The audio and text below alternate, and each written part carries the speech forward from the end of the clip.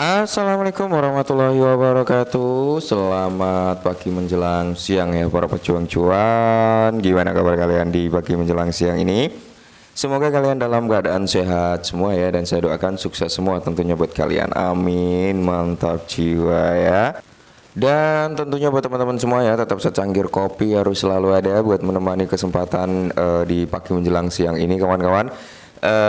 Siapa tahu dengan adanya secangkir kopi bisa memberikan suatu inspirasi dan ketenangan hati. Mantap ya. Sebelumnya saya ucapkan selamat dulu buat teman-teman semua yang mungkin udah profit ya dengan kenaikan semalam yang cukup signifikan teman-teman ya. Bitcoin hampir menyentuh di range harga 64.000 US dollar ya kalau nggak salah.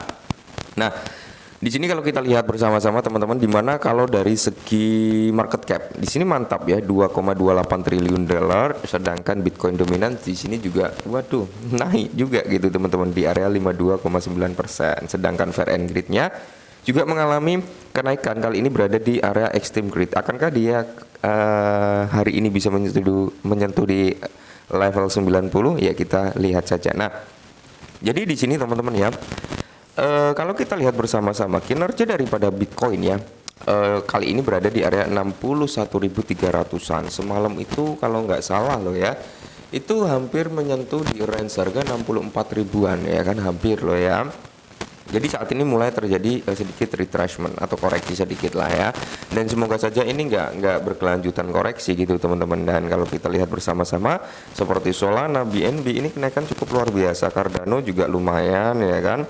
SRP ini belum terlalu signifikan kenaikannya, masih tertahan. Jadi di sini ada beberapa pertanyaan dari teman-teman semua yang mungkin akan saya jelaskan sedikit di sini ya.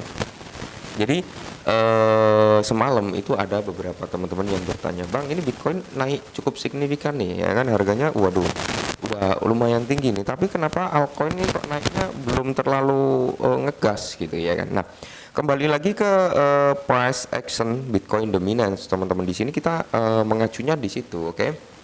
Kenapa ini sangat penting ya? Ya karena ini berpengaruh terhadap harga altcoin ya. Yang dimana ketika keadaan Bitcoin ini naik, teman-teman, Bitcoin dominan juga naik, ya berarti di sini price value yang ada di sektor kripto ya kan, ini larinya mendominasi ke Bitcoin dulu, berarti altcoin ini belum didominasi oleh uang yang ada di sektor market kripto. Nah, apa altcoin itu ya?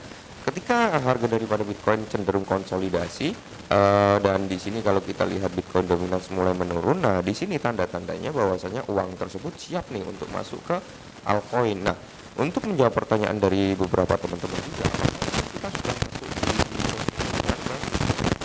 kalau menurut saya pribadi, kita belum sepenuhnya masuk ke dalam sektor bull run. Karena apa? Karena kita masih dalam kondisi mini bull run, belum big bull run gitu ya.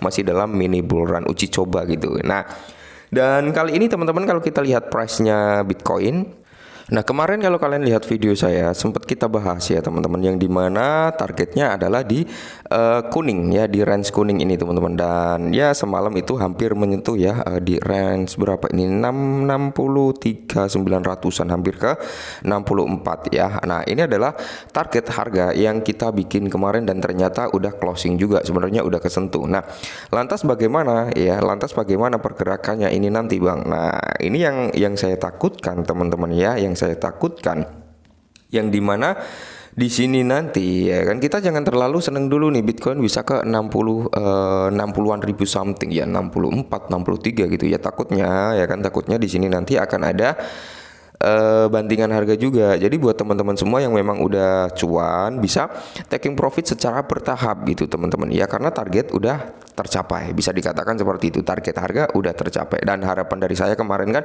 ya, semoga saja target harga ini adalah sebagai alat pemicu untuk naik lebih tinggi lagi, bukan sebagai alat untuk mengalami downtrend harga gitu ya.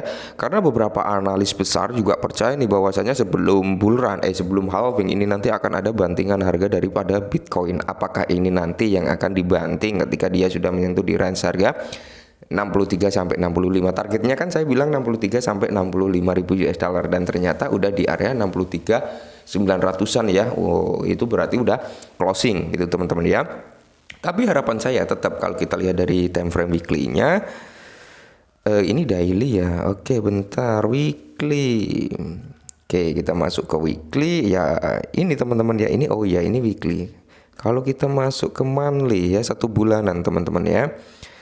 Ya semoga saja teman-teman ya, untuk Bitcoin sendiri dia nggak membuat pola sampo gitu ya kan, head and shoulders. Nah kalau membuat itu berarti akan ada bantingan harga gitu teman-teman ya. Dan semoga saja closing dalam weekly nanti teman-teman bisa di range harga, kalau kita lihat weekly, oke, mingguan ya.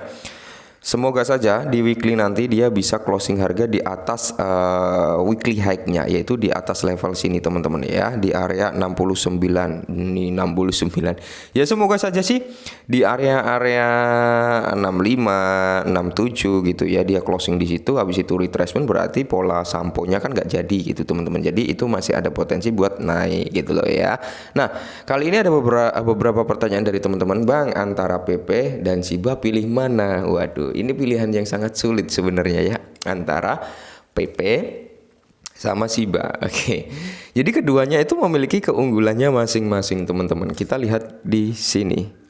Nah, di sini kita lihat untuk PP dulu teman-teman. Kalau kita lihat dari PP, memang kenaikan dari PP Coin ini cukup signifikan ya kan, cukup signifikan teman-teman, kenaikannya luar biasa kemarin. Makanya banyak orang yang FOMO dan mempertanyakan lebih bagus PP apa Shiba gitu ya kan. Nah, kalau PP sendiri kan dia berada di range peringkat 67 kalau nggak salah teman-teman. Kalau kita berbicara dari segi market cap ya jauh ya, Shiba lebih unggul. Makanya di sini PP sangat mudah gitu untuk dipam, karena market capnya juga masih kecil ya, masih jauh lah sama Shiba Inu, dan dia berada di urutan ke 67 atau 70 berapa gitu. Saya lupa, kalian bisa cek sendiri ya.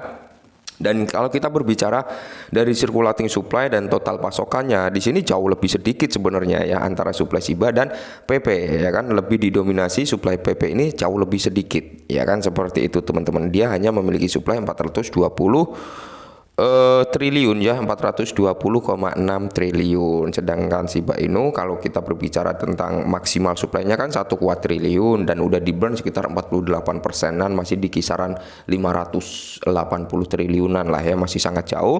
Dan market cap-nya juga tinggi Shiba. Jadi kalau kita berbicara lebih baik PP apa Shiba gitu ya kan pertanyaannya. Nah, di sini ya semoga saja ini bisa menjadi bahan perbandingan teman-teman. Kalau kita berbicara market cap, lebih unggul Shiba, tapi untuk masalah dipompa, market cap kecil itu lebih sangat mudah untuk dipompa. Itu poin pertama. Poin kedua, kalau kita berbicara tentang utilitas ya, Shiba jauh lebih unggul dibandingkan PP ya, kalau segi utilitas loh ya kan, dari segi fungsional Shiba buat apa, PP buat apa, itu lebih unggul Shiba Inu ya. Dari project yang ditawarkan tentunya masih unggul Shiba Inu dibandingkan PP gitu teman-teman. Nah, di sini kan menjadi pilihan yang sulit ya, kalau kita berbicara seperti itu lebih didominasi ke Shiba dong Bang, PP kalah telak ya, benar. Nah, jadi gini aja teman-teman, ini pilihan yang sulit sebenarnya. Semisal gini ya, ini sekedar contoh sih ya. Kalian bisa beli ketika kalian memiliki $100 gitu ya. $50 kalian beli Shiba, $50 kalian beli PP ya. Yang dimana ketika PP mengalami pumping, kalian bisa taking profit dan bisa dari hasil taking profit tersebut teman-teman ya, kita berbicara profitnya bisa dilarikan ke Shiba ya, dibelikan Shiba. Dan begitu pula sebaliknya, ketika Shiba yang mengalami ngepam ya, kalian taking profitnya larikan ke PP ya, seperti itulah ya untuk simpelnya, daripada kita bingung ya. Lantas kalau ditanya Bang lebih mending mana, keduanya saya suka gitu ya. Jadi nggak ada yang lebih mending mana, keduanya. Kalau bisa ya keduanya diambil gitu teman-teman ya, seperti itu. Jadi kalau kita berbicara keunggulannya masing-masing, setiap aset itu memiliki keunggulannya masing-masing, jadi nggak bisa disamain, tergantung dari timnya ya, yang kerja seperti apa, mau dibawa progresnya kemana ya. Nah, kalau menurut saya pribadi, apakah PP masih bisa dipumping? Masih sangat-sangat bisa untuk dipump kalau PP teman-teman ya, mengingat apa ya, market capnya masih kecil. Nah, apakah PP banyak pausnya? Banyak juga seperti Shiba teman-teman. Makanya di sini bisa menjadi skema pump and dump. Ketika pump ya, paus Shiba ngejual Shiba, paus PP ngejual PP gitu, dan harganya pasti akan cenderung koreksi. Maka dari itu kan saya sering bilang, ketika suatu aset yang kalian hold mengalami kenaikan yang cukup signifikan, jangan lupa taking profit daripada kalian nyesel. Kenapa? Ya kalau kalian nggak yang ambil profit, berarti orang lain yang akan ambil profit, dan disitulah akan menjadi harga mengalami penurunan gitulah ya. Jadi kesimpulannya adalah keduanya top market top. Kalian bisa riset lebih jauh lagi, Dior lagi teman-teman ya. Keduanya sangat, kalau menurut saya pribadi, untuk saat ini ya worth it sampai bull run ya. Kalian ya minimal punyalah sedikit-sedikit, sejuta PPK, sejuta Shiba Inu ya, hold sampai bull run, pasti kalian akan dapat cuan. Oke, mungkin ini dulu, semoga bermanfaat dan salam cuan.